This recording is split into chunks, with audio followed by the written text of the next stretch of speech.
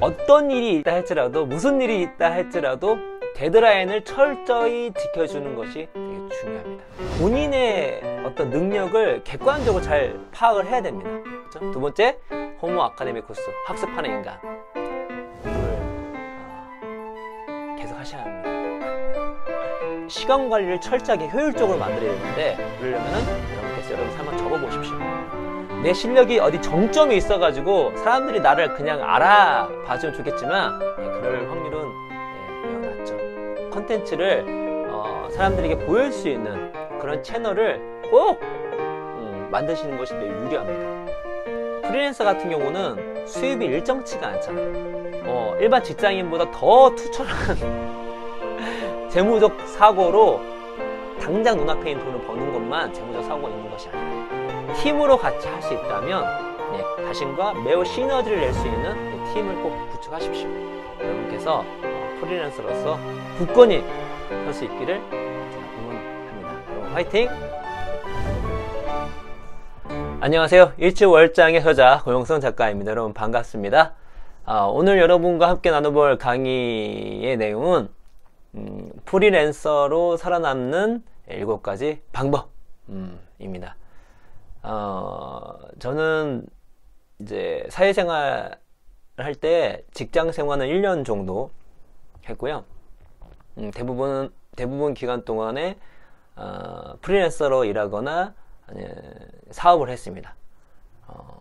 지금은 그 사업부터 같이 하고 프리랜서 같이 하고 있는 그런 상황인데, 그래서 어느 누구 못지않게 프리랜서로서 살아가는 게 얼마나 힘든지 잘 알고 있고, 어떻게 하면 살아남을 수 있는지에 대한 개인적 노하우 또한 잘 알고 있다고 이제 자부합니다. 물론 프리랜서라고 할지라도 일이 다양하기 때문에 모든 프리랜서 직업을 다 통달할 수 있는 그러한 방법은 없겠지만, 그래도 프리랜서라면 공통적으로 갖고 있어야 할 그 덕목들, 이런 것들을 좀 지켜야, 또 이런 것들을 항상 염두에 두어야 정말로 이 정글 같은 이런 비즈니스 상황에서 프리랜서로 살아남지 않을까라는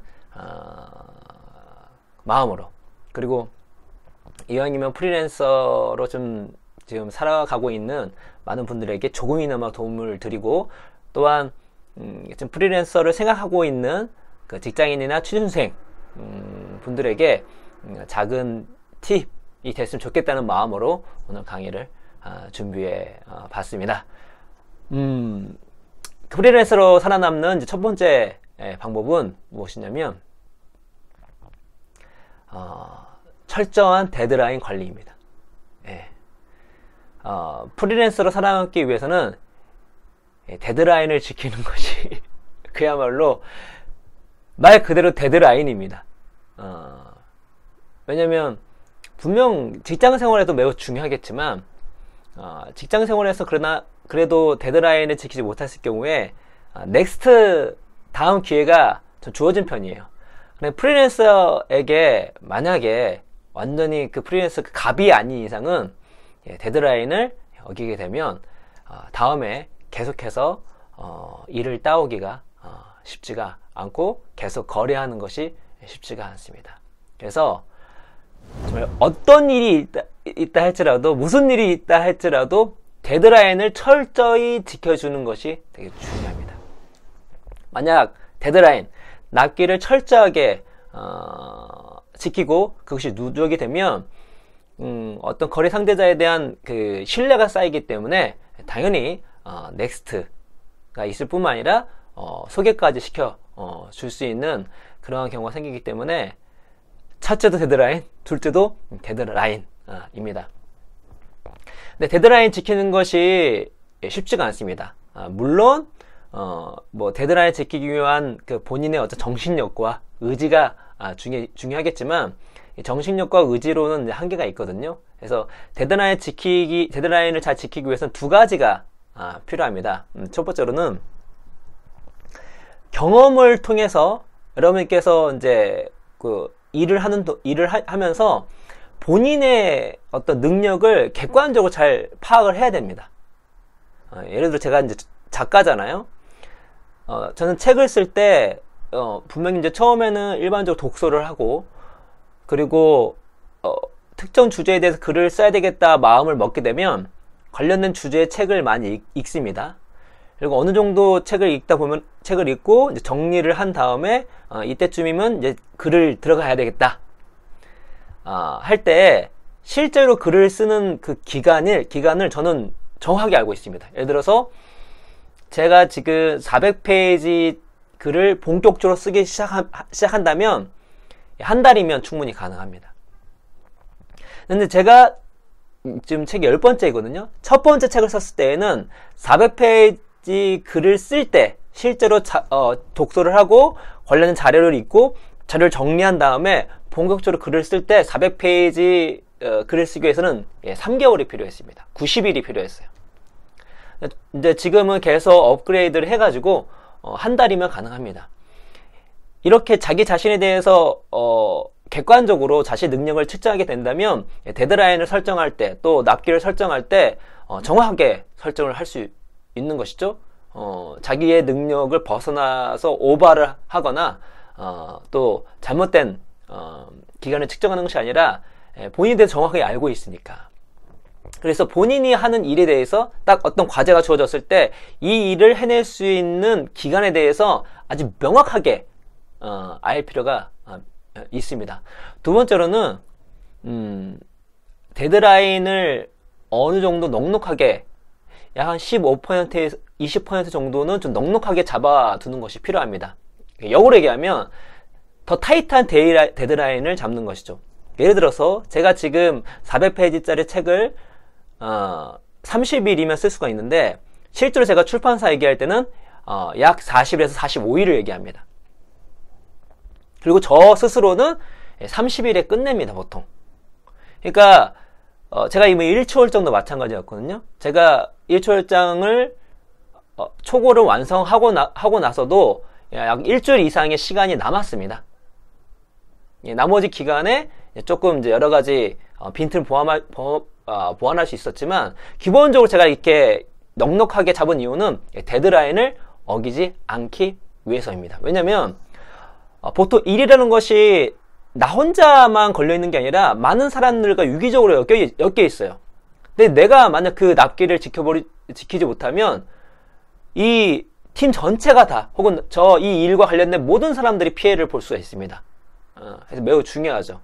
그래서 여러분께 데드라인을 지키실 때 두 가지를 염두에 두셨으면 좋겠습니다. 첫 번째로는 여러분의 능력, 메타 인지가 높아야 되겠죠. 여러분의 실제 능력을 아주 명확하게 판단할 수 있어야 되고요. 두 번째로는 주어진 데드라인보다 더 타이트하게 데드라인을 잡습니다. 왜냐면 이 예상치 못한 일이 벌어질 수 있거든요. 예. 저 같은 경우는 만약에 한참 일을 하고 있는데 만약에 애가 아프다, 애가 입원을 해야 된다, 그럼 어떻게 될까요? 아니면 와이프가 아프다, 그럼 제가 애를 봐야 되는데, 그러면 하루 이틀 혹은 일주일 동안 제가 글을 못 쓰는 상황이 벌어지거든요. 그러면 데드라인을 지키지 못하게 되는 것이죠. 때문에 한 15%에서 20% 정도를 땡겨서 데드라인을 잡고 일을 하게 하신다면 충분히 데드라인을 지켜나갈 수 있을 것이라는 생각이 들고, 물론 제가 이제 작가 같은 경우는 솔직히 그 갑과 을관계에서 을은 아닙니다. 예. 근데 이제 어떤 곳에는 그 납기일이 말도 안 되는 납기일이 있을 수 있잖아요. 예, 그렇죠? 예, 그 어쩔 수 없습니다. 본인의 실력을 계속 키워서 그 납기 안에 충분히 소화할 수 있게끔 실력을 키워내셔야 되고요. 두 번째로는 그래도 협상을 할 때 애초에 충분히 그래도 여지를 남겨서 납기를 할 수 있게끔 유두리 있게 하실 필요가 있습니다. 만에 하나 호기롭게 할 수 있다고 해놓고 못하면 그것만큼 더 큰 리스크가 없거든요. 그래서 프리랜서로 살아남기 위한 첫 번째는 바로 데드라인을 철저히 지키는 것입니다. 프리랜서로 살아남기 위한 두 번째 방법은 끊임없는 공부입니다. 공부를 계속 하셔야 합니다. 참 어렵죠, 여러분? 프리랜서 살기가 쉽지가 않습니다. 물론 일반 직장인 분도 이제 공부하지 않으면 안 됩니다. 저희가 이제 일치월장 성장편에 이런 현재 4차 산업혁명 시대, 그리고 인공지능 시대, 지금 현재 비즈니스 상황에서 살아남을 수 있는 또 정말 인정받을 수 있는 3가지 인재상을 얘기합니다. 첫 번째로는 호모 아카데미쿠스, 학습하는 인간이고요. 두 번째로는 슈퍼 네트워커, 연결지능, 네트워크를 이해하고 있는 그런 사람. 세 번째로는 이성적 몽상가, 원대한 비전이 있지만 그 비전을 이루기 위해서 이성적으로 판단하고 준비할 수 있는 사람을 얘기하고 있는데, 직장인보다 그 이상, 이 프리랜서에게 필요한 건 무엇이냐면, 프리랜서는 호모 아카데미쿠스, 학습하는 인간이 돼야 됩니다. 제가 그 작가 같은 경우는 작가로 참 살아가는 게 쉽지가 않습니다, 여러분. 우리나라는 전업 작가가 별로 없어요. 스타 작가만 있지. 그게 무엇이냐면, 책만 써서 먹고 사는 것은 거의 불가능합니다. 만약에 책만 써서 살아남는 사람들 대부분 베스트셀러 작가예요. 그러니까 이 작가 직업이 인세가 들어오는 그런 율이, 들어오는 양이 약간 연예인하고 비슷해요. 그러니까 소수가 거의 다 먹는 구조입니다. 대다수는 자기 노력한 거에 대해서 어떤 보상도 받기 힘들 정도로. 그러다 보니까 책만 써서 살아남기 쉽지 않아요. 보통 일본 같은 경우만 하더라도 워낙 도서관도 많고 그래가지고 좀 도서관에 들어갈 정도 괜찮은 책을 쓰게 되면 중소기업 정도의 이렇게 그 인세를 받을 수 있다 하더라고요. 그러면 지속 가능하죠. 그러니까 베스트셀러 작가가 아니다 할지라도 작가로서 계속 살아남을 수가 있는데, 우리나라는 그게 안 됩니다. 도서관도 많지도 않고 책 시장도 크진 않아요.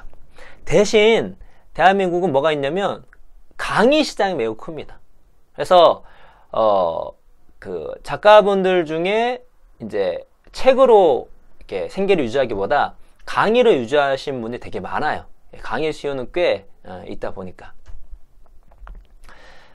저 같은 경우도 이제 소위 안 팔렸던 시절부터 이제 베스트셀러 작가까지 이렇게 있는데, 베스트셀러 작가가 되면은 강의 단가가 많이 달라집니다. 네.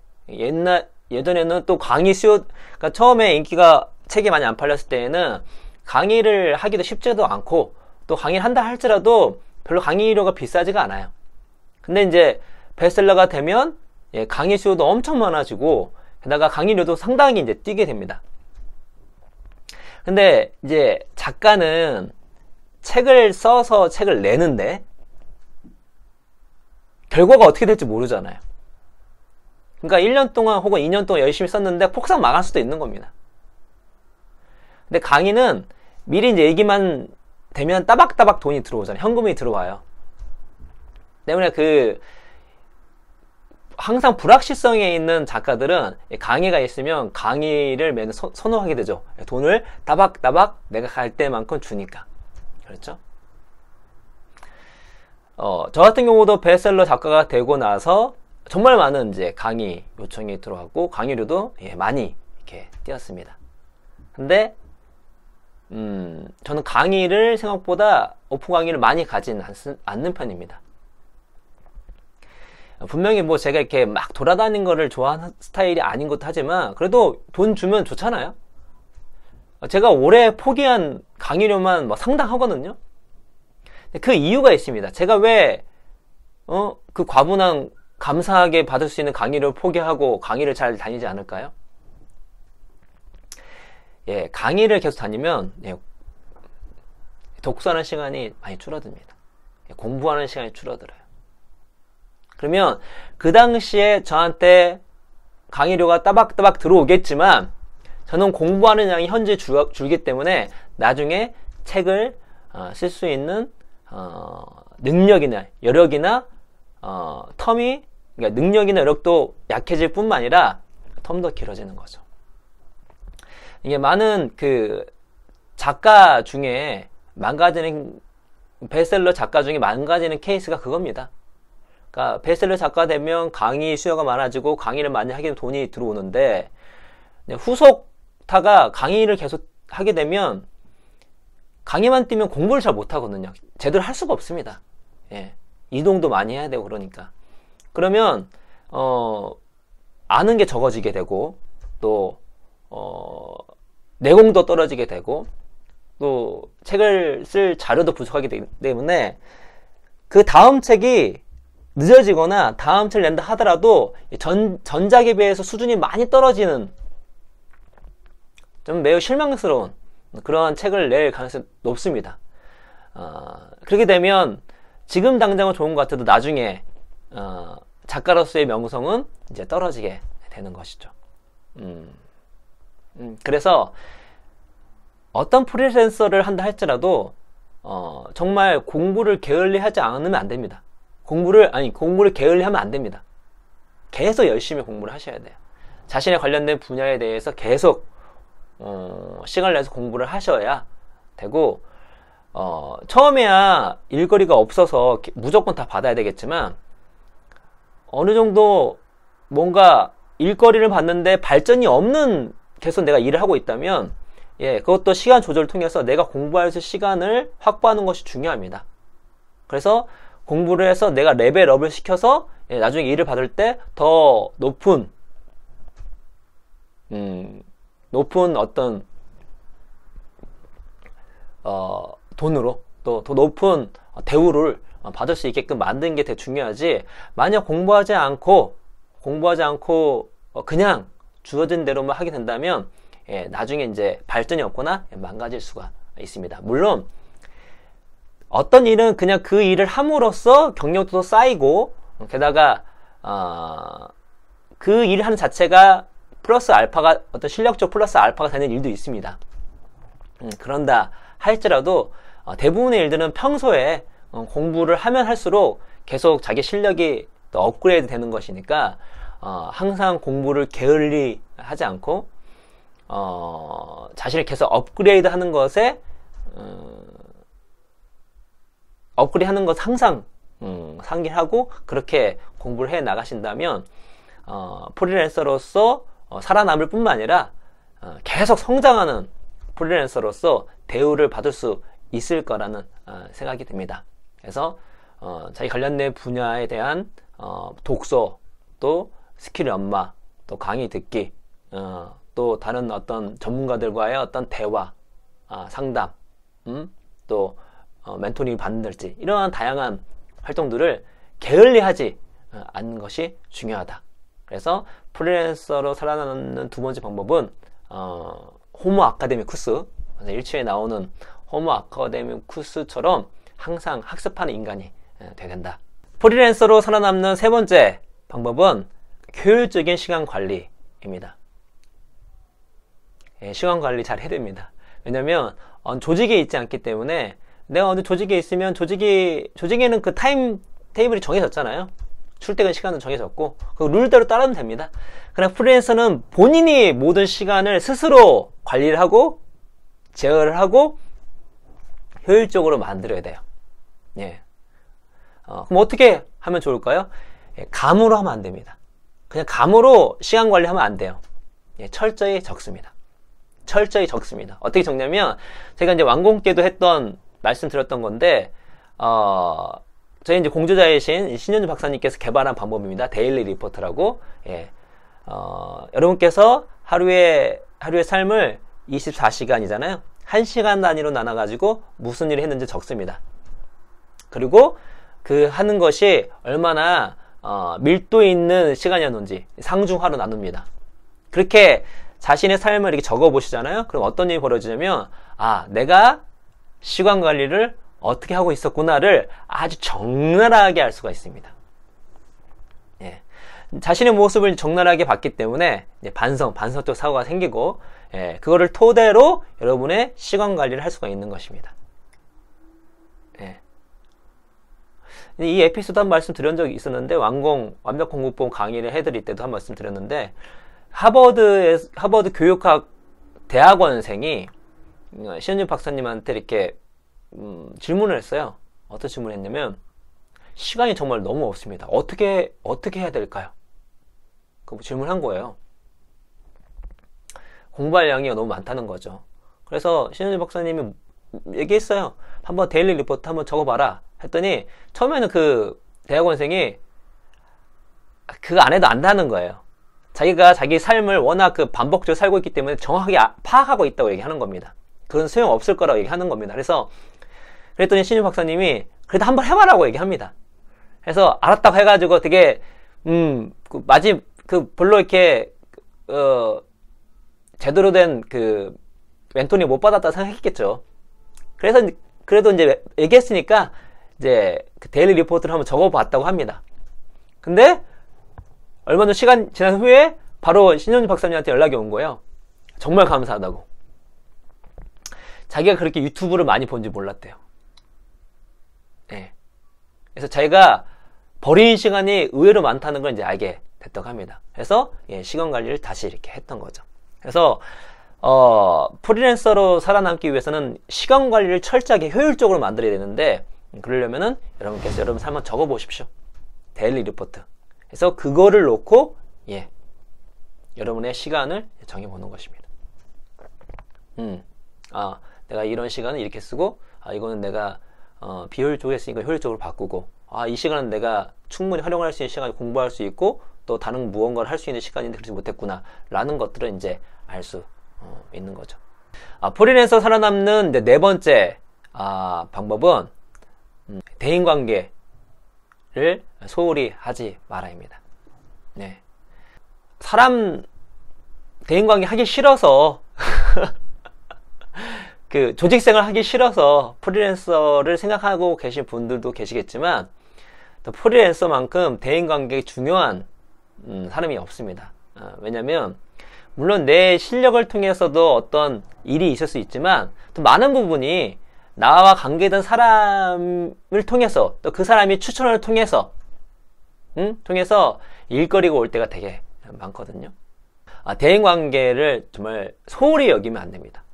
프리랜서일수록 이 대인관계를 매우 중요시 여기고, 나와 비즈니스 관계에 있는 사람들을 내가 신의를 줄 수 있게끔, 또 편안함을 줄 수 있게끔, 또 나의 실력을 제대로 인정할 수 있게끔 이렇게 관리하는 게 매우 중요합니다. 그래서 제가 나중에 대인관계를 원활하는 방법에 대해서도 한번 강의를 해드리도록 하겠습니다. 그러니까 중요한 건 뭐냐면, 만약에 대인관계를 안 하기 위해서 프리랜서를 한다면 되게 어려움을 겪을 수 있다는 거. 많은 일들이 사람을 통해서 온다는 걸 잊지 말아야 됩니다. 그리고 그 사람 때문에 큰 행운이 올 수도 있습니다. 그래서 프리랜서일수록 대인관계에 특별히 신경 쓰는 그런 마인드를 가질 필요가 있다 라는 말씀을 드리겠습니다. 프리랜서로 살아남는 이제 다섯 번째 방법은 당연히 자기 PR, 자기 세일즈, 마케팅을 잘 해야 됩니다. 내 실력이 어디 정점이 있어가지고 사람들이 나를 그냥 알아봐주면 좋겠지만, 그럴 확률은 매우 낮죠. 나란 존재를, 나의 실력을 제대로 드러내는 방법을 알고 계셔야 됩니다.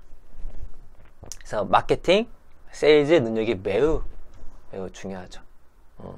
그래서 요즘은 SNS 마케팅, 블로그 마케팅, 또 사람을 대할 때에, 또 거래 상대들을 만날 때에 어떻게 협상을 하는지, 어떻게 대하는지에 대해서 공부를 많이 할 필요가 있습니다. 그거를 잘 하는가 못하는 것 따라서, 물론 실력이 가장 중요합니다. 실력이 가장 중요해요. 그러나 그 실력이 있다는 거를 사람들이 모르면 어떻게 하죠? 그리고 그 실력을 제대로 판단하지 못하면 어떻게 하죠? 안 되잖아요. 그래서 프리랜서라면 자기 채널 정도는 충분히 갖고 계셔야 됩니다. 그래서 당연히 페이스북이나 뭐 인스타나 아니면 블로그나 뭐 브런치나 뭐 등등등등, 또 혹은 카페를 운영한달지, 자신을 충분히 어필할 수 있고, 자신을 충분히 홍보할 수 있고, 자신을 드러날 수 있고, 자신의 작품이나 자신의 어떤 컨텐츠를 사람들에게 보일 수 있는 그런 채널을 꼭 만드시는 것이 매우 유리합니다. 그렇게 되면 그 채널을 통해서 아주 효율적으로 뭐 일도 올 수가 있고요. 더불어서 그 채널은 또 나에게 피드백을 주거든요. 피드백을 통해서 또 내 실력을 키워나갈 수도 있고, 그래서 자기 PR, 그러니까 마케팅 능력, 또 세일즈 능력, 자신을 드러내고 자신의 어떤 갖고 있는 강점이나 자신의 능력치를 정말로 사람들에게 보일 수 있는 그런 마케팅적 능력이 매우 필요합니다. 이왕이면 자기만의 채널 관리를 정말 잘하시는 게 되게 중요합니다. 채널을 관리할 때는 가장 중요한 것이 무엇이냐면 진짜 양질의 컨텐츠를 꾸준히 오픈하는 겁니다. 그것만큼 없어요. 그것만큼 그 사람들의 어떤 신뢰를 살 수 있는 건 없습니다. 만약에 나의 실력이 드러나는 양질의 컨텐츠를 성실하게 이렇게 오픈해 나간다면, 당연히 사람들은 그 채널에 모일 것이고, 또 여러분을 인정해 줄 것이고, 그 인정 안에서 여러 가지 일이 벌어질 수 있을 거라는 생각이 듭니다. 그래서 채널을 관리하실 때는 뭐 이것저것 무슨 뭐 스킬보다는 내 실력을 키우고 드러낼 실력을 성실하게 꾸준히 아낌없이 드러낸다면, 그런 것들이 정말 누적되고, 또 그런 것들이 큰 행운으로 또 기회로 다가와서 여러분에게 여러분이 어떤 이제 프리랜서로 일을 하실 때 큰 도움이 될 수 있다는 거. 그래서 자신의 일만 잘하는 것뿐만 아니라 자신을 PR하고 자신을 어필하고 또 마케팅을 할 수 있고 또 협상을 할 수 있는 그런 능력도 꼭 기여한다는 거. 그러면 참 프리랜서가 어렵네요. 그렇죠? 프리랜서로 살아남기 위한 6번째 방법은 재무적 사고를 갖추는 겁니다. 저희가 이제 일초월장의 2번째 장이 사고편이에요. 사고는 생각이라는 거죠. 그래서 일을 잘하기 위해서는 최소한 5가지 사고를 요구하는데, 그 5가지가 반선적 사고, 맥락적 사고, 시스템적 사고, 통계적 사고입니다. 그리고 마지막으로 재무적 사고입니다. 왜냐면 비즈니스는 돈을 버는 것이거든요. 그렇죠? 돈을 벌어야 지속 가능하고 대부분의 일에 가치가 있는 것입니다.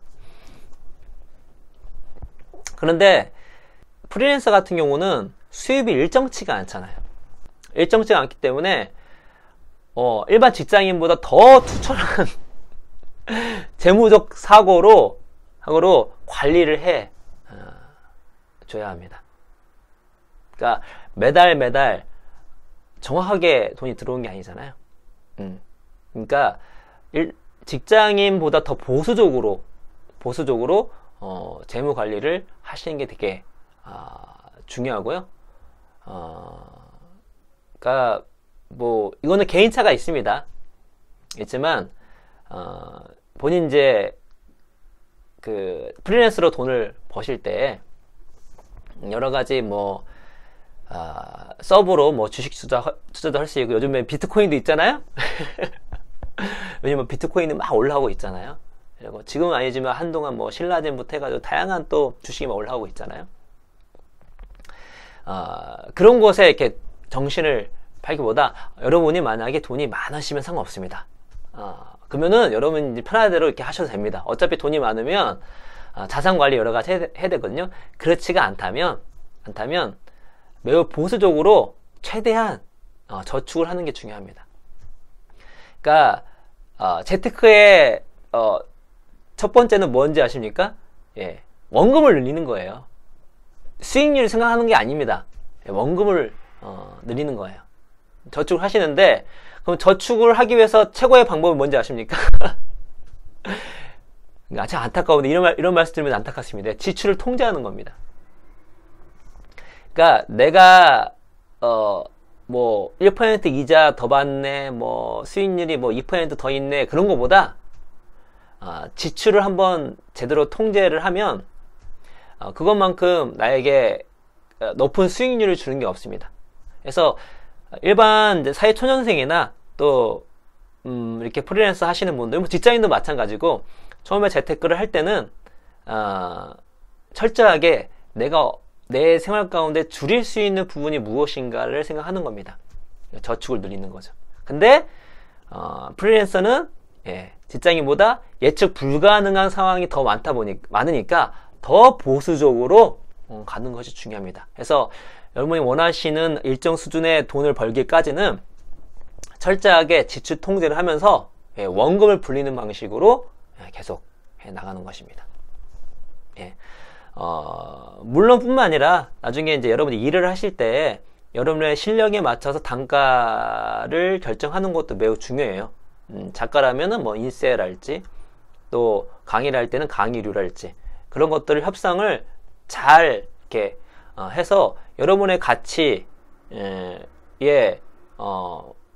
걸맞게 돈을 받는 그런 협상도 잘하는 것도 매우 중요합니다. 이것도 재무적 사고입니다.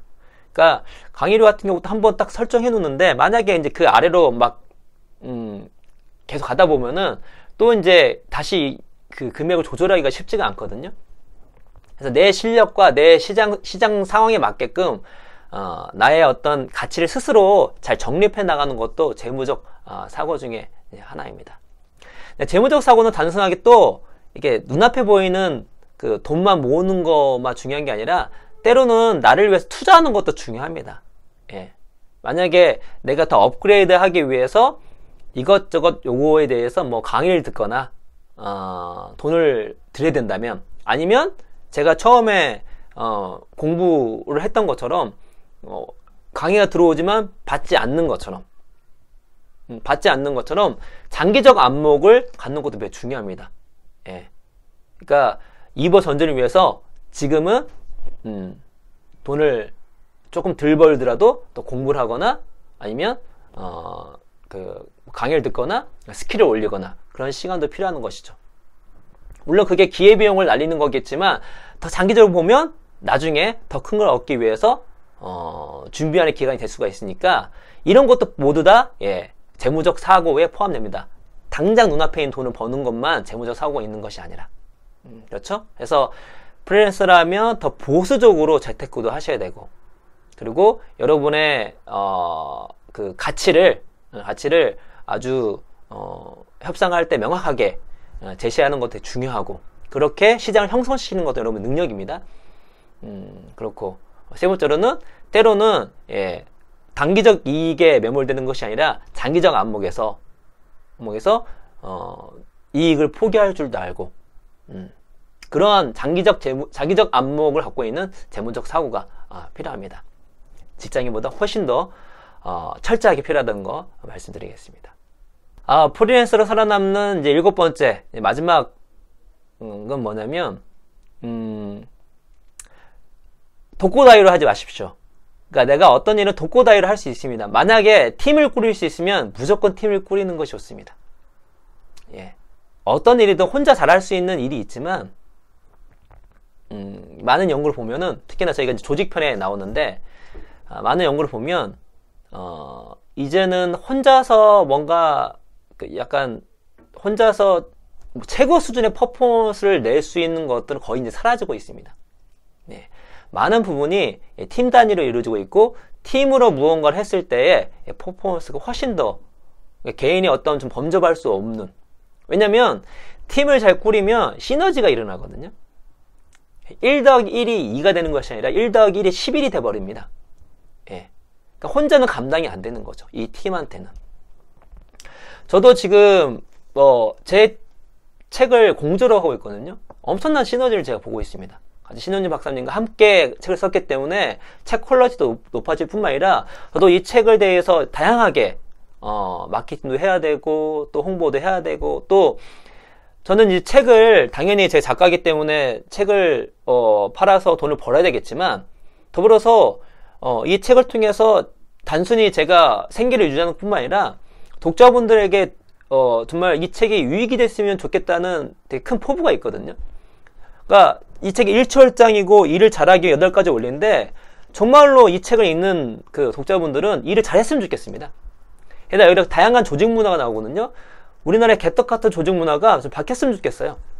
거기에 우리 책이 일조를 했으면 좋겠는데 이거를 해나갈 때 다양한 활동을 해야 되거든요. 또 다양한 지혜를 모아야 되고 전략을 짜야 되는데 혼자보다 제가 신현주 박사님과 함께 했기 때문에 훨씬 더 잘할 수 있고 게다가 우리 같은 식구인 체인지 그라운드 팀과 같이 고민하기 때문에 좀 더 힘을 얻고 좀 더 창의적이고 혁신적이고 훨씬 더 퀄리티 높은 다양한 활동들을 할 수 있는 중입니다. 그래서 만약에 여러분께서 프리랜서를 하실 때에도 팀으로 같이 할 수 있다면 자신과 매우 시너지를 낼 수 있는 팀을 꼭 구축하십시오. 네. 우리가 이제 스타 성과자라고 하는 사람들을 연구를 해보면 의외로 팀에 그 도움을 많이 받는 경우가 많이 있습니다. 그러니까 여기 이제 저희 책에는 스타 의사, 또 스타 투자 전문가 등이 나오는데 스타 의사 같은 경우에는 그러니까 훌륭한 외과 의사 같은 경우에는 자기 병원 이외에서 수술하면 퍼포먼스가 잘 안 나와요. 왜 그럴까요? 자기 병원에 있었을 때 자기가 수술할 때는 간호사와 또 마취 의와 계속 호흡을 했기 때문에 이 그 스타 의사가 이렇게 그 수술을 할 때 그냥 모든 그 스타 의사의 습관과 특성과 상을 알기 때문에 차다다닥 이렇게 맞춰줍니다. 때문에 이제 시너지가 나는 거죠.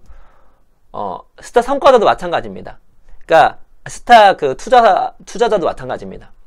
투자 예측을 하거나 투자 포트폴리오를 짤 때 되게 혼자 하는 것 같지만 실제로 많은 팀원들의 도움을 받습니다. 정보를 할지 자료를 할지 또 여러 가지 토론을 통해서 새로운 어떤 관점을 가질 수가 있는 것이고 그래서 스타 그 투자 전문가 같은 경우에는 개인으로 만약에 스카웃 할 경우에는 그 전에 퍼포먼스가 전혀 나오지가 않고요.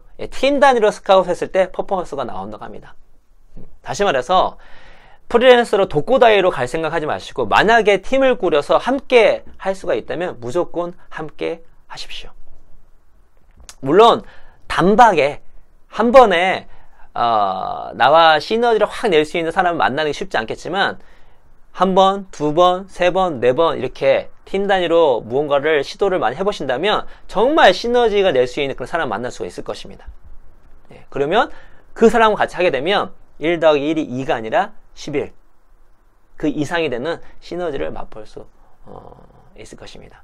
그래서 여러분께서 프리랜서로 살아가기 위해서 첫 번째 철저히 데드라인을 지키는 거 그렇죠? 두 번째 호모 아카데미쿠스 학습하는 인간 공부를 게을리 하면 안 됩니다. 계속적으로 공부를 하셔야 합니다. 세 번째로는 효율적인 시간 관리 누가 해주지 않습니다. 본인이 해야 됩니다. 어떻게 할 수 있죠? 데일리 리포트 제가 적으라고 말씀드렸죠. 네 번째는 대인관계 그러니까 프리랜서라서 조직 생활을 안 하기 때문에 대인관계 중요하지 않다고 생각하지만 실제로 그렇지 않습니다. 원만한 대인관계 또 좋은 어떤 약한 유대 이렇게 이어가게 된다면 그 사람을 통해서 많은 기회를 얻을 수 있다는 거 그리고 그 사람들이 나의 어떤 실력이나 능력을 많은 다른 사람한테 추천도 충분히 해줄 수 있다는 거 그래서 주변 사람들 또 비즈니스 관계인 사람들을 관리를 잘 하시는 것이 매우 중요하다는 거 다섯 번째로는 자기 PR 능력 마케팅 능력, 세일즈 능력이 있어야 된다는 거 이왕이면 자기 채널은 하나 정도는 제대로 갖고 있어야 됩니다. 페이스북이나 블로그나 혹은 뭐 인스타그램이나 뭐 등등등등 자신을 충분히 어필할 수 있는 그러한 채널을 키우십시오. 채널 키울 때는 자기의 퀄리티 있는 양질이 있는 컨텐츠를 지속적으로 성실성 있게 하는 것이 중요하다는 거. 여섯 번째는 재무적 사고가 중요합니다. 더 보수적으로 돈을 재테크를 하셔야 되고, 그리고 여러분이 여러분의 가치를 더 정확하게 가치에 맞게끔 금액을 설정해서 협상하는 것도 매우 중요하고, 세 번째로는 때로는 단기 이익에 매몰되지 않고 장기적 안목으로 재무적 사고를 하는 것이 중요하다는 거. 마지막으로는 독고다이를 하지 마시고, 만약에 팀을 이룰 수 있으면 팀을 이루라. 시너지를 낼 수 있는 사람을 만나라. 그렇게 되면 좀 더 생산성 높은, 단순히 살아남는 것이 아니라 프리랜서로서 하나의 일가를 이룰 수 있는 사람이 되지 않을까라는 말씀을 드리면서, 여러분께서 프리랜서로서 정말 굳건히 설 수 있기를 제가 응원합니다. 여러분 화이팅! 이것으로써 오늘 강의를 마치도록 하겠습니다. 감사합니다.